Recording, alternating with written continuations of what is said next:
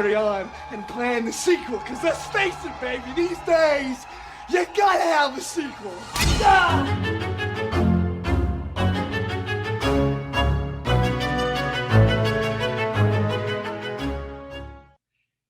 And welcome back to Micro Queers. It's your bi-weekly queer horror short roundup. I almost forgot it, but I got it in the end, and I'm Joe. The video is a new component, and I'm Trace, and we're discussing Kyle Reaume's rooms. I'm gonna say room. Ecstasy, which is, I mean, it's just it's self-described as an art house short. I actually wouldn't even go as far to describe it like that. Would you? It struck me as like a very straightforward drama, but like not in a bad way. No, I mean it's just under 5 minutes long, and it's pretty. Again, I want to use the word basic, but it's a simple narrative where it's basically just a guy is at a bar and he sees his ex with his new boyfriend, and he gets angry and goes to punch him. Like, more or less. That is the plot of this short, and that's the way the cookie crumbles, I guess. Indeed, yeah. 4 minutes in and out. So this is a Toronto filmmaker. We're back in the territory of people who are making student films for their dissertation. And yeah, I don't know. So what did you think of this? It reminded me of myself when I was a teenager and dating. I've been in a relationship for 10 years, so I'm not a stranger to these feelings of jealousy that this short is putting out there, but I haven't been broken up with or been single in 10 years. So it's like, it was kind of like a refresher course and like what it feels like to, well, I mean, actually, we don't even know what happened to this couple, right? No, like we just know that like they have broken up. So we don't know who's in the right and who's in the wrong. And I actually think that plays a very important part in how you watch the short, because it's kind of at the end of the day, like, well, is violence ever worth it, no matter who's right or wrong? See, I don't see this as an act of violence. I see this as an act of passion. Well, hence the name of the short, right? Yeah. I agree, right? Like it's very much like you see your ex flirting with somebody, you're clearly broken up. Like everything about this short makes it clear that these two men are not together anymore. Right. And he feels like an appropriate response to seeing an ex flirting is to just tackle him, wholeheartedly tackle him.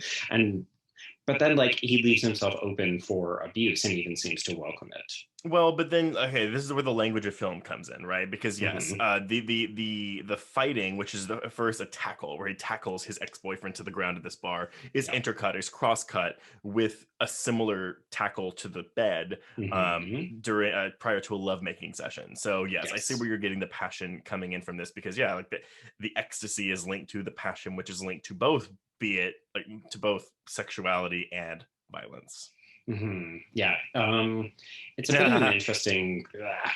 It's a bit of an interesting thing when we're thinking too about like queer relationships, and because I feel like there's an unspoken violence that happens in queer relationships that seems to be much more front and center in straight relationships. Like we don't talk about boyfriends beating the shit out of each other, but it happens. Yeah, it does.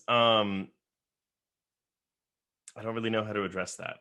I know. Yeah, I'm sorry. I realize it's a bit of a like non-starter, but I guess for me, I mean, one of the things I like about the short is how brief it is, because it gives you, like we've talked about with a very simple premise, it gives you that open area to infer what you want to believe. So we don't know the nature of the relationship, why they broke up, who broke up with whom. It seems like our main guy is the guy who feels disgruntled, but maybe he also feels very lost without this other gentleman, which is why he ends up tackling him.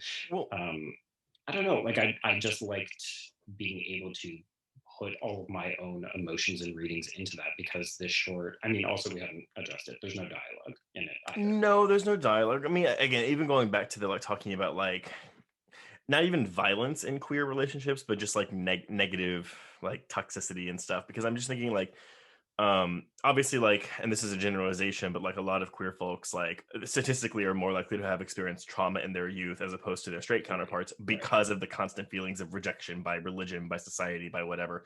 And that absolutely feeds how you go into a relationship. And so um I feel like, oh, I'm like, what do I want to say here? Hmm. I don't know. I just think it's something that isn't really brought up enough as to how a lot of rejection in your youth, for being queer, plays into how you act in a relationship and how you act when a relationship ends. Hmm. Yeah, I don't know about you, but I feel like I was always less prepared for the heartbreak. Like I've only had a couple of serious relationships, but I felt completely unprepared for them because I hadn't just had like boyfriends and girlfriends when I was in high school. So it's like my Yeah. first significant relationship was, it just so happened to be a long-term relationship. It ended very badly after a significant period of time. And when it ended, I was like, oh, I've never broken up or been broken up with before because I never dated because it wasn't Hmm. safe and I wasn't out. So I didn't know what the fuck to do. I didn't know how to process my feelings. And it was very unhealthy for like a very long period of time. So like during the relationship, after the relationship, or both? After, Okay. I mean, it was a cheating relationship from almost the very beginning. So it Yeah. was very unhealthy, but I didn't realize that, or I didn't admit it for a very long period of time. And then after that ended, I basically would find myself like constantly walking by my ex's apartment and just like looking wistfully up the building, being like, oh, I wonder what he's doing right now. I wonder if he's moved on, blah, blah, blah. And it was like, this is a person who treated you horribly, who put you at risk for like STIs, all manner of like terrible things, and didn't really have like, he didn't care at all. Like when it ended, he was like out and like fucking other people immediately. And Hmm. I'm here like staring lovelorn, like, oh, the love of my life is gone. And Yeah. I don't know, it's ridiculous. How, Like I how, empathize very deeply with this short in that regard. how old were you when that breakup happened? Oh gosh, would have been almost 30 at that point. Okay. I'm It just was like trying a to think of 6 year like, relationship. well, I was to say, like, with queer relationships, everyone's always kind of like a phase behind, again, their straight Right. counterparts, because Yes. for a lot of us, like, you don't get to be yourself, especially in relationships, until later in life. For some of Mhm. us, it's your 20s. For some people, it's their 50s. Like, it just depends. Yeah. So you essentially like live out your teenage years whenever you kind of like make like Mhm. come out and make and be like publicly okay. Yeah. For me, I mean, I definitely had like I was a serial monogamist for the longest time in high school and college, and I love that term.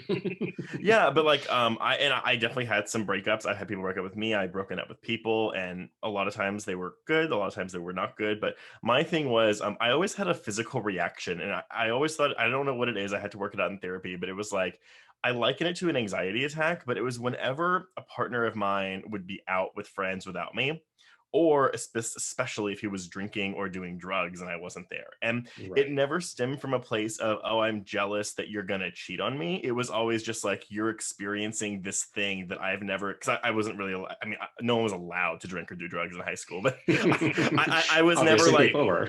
I couldn't sneak out. I couldn't get out and do it. And so Right. I had this reaction of like extreme FOMO, Right. where basically if a partner of mine was out doing drugs or drinking or like with like friends at a party, I would like get like literally like chilled to the bone.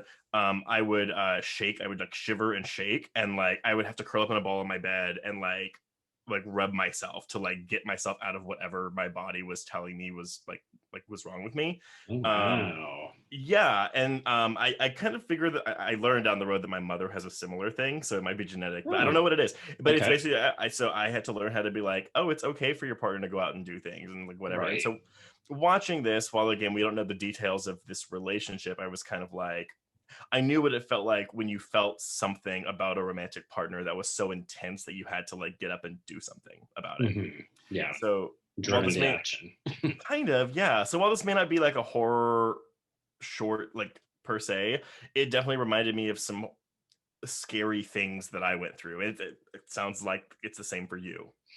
Yeah. Yeah. Yeah. A surprisingly not emotional reaction, but like a very personal reaction to this one. No, absolutely. Um, but yeah, so listeners, let us know what you think of Ecstasy. What was your read on it? Did you have any personal connection to it? Did you, I don't know, did you react to it physically, Hmm. shivering in your bed, or did you want to go punch someone? Oh gosh. But yeah, so I think that's a good way to close. Oh, I guess wait, would you watch a feature length version of this? Kind of like the last microqueers for Stay Fuzzy, there's not enough here to make any kind of Mhm. assumption about what a feature-length film could be. I mean, I'm always down for more queer dramas, particularly if they're not dealing with like the coming out process, somebody getting AIDS, or somebody becoming a gigolo, because those are my least favorite queer narratives. So this one seems to be avoiding all of those traps. So yeah, it's well shot. It's got likable looking actors. Obviously, I would want a bit of dialogue, but yeah, I'd Oh be my god, intrigued. but no, if you want real art house, like the whole movie The is whole movie is completely silent. dialogue free. Yeah. I did And like the slow motion. music. Yeah, no, the music's great. And again, like it's mostly in slow motion, so there's that. Mhm. Yeah, I guess I'll agree with you. I'd watch it. I just like, I mean, like, because again, you can do anything with this plot. Anything. Yeah. Well, listeners, let us know if you watch a full feature length version of this. But I think on that note, we can cross out Ecstasy. Yes, and cross out micro queers.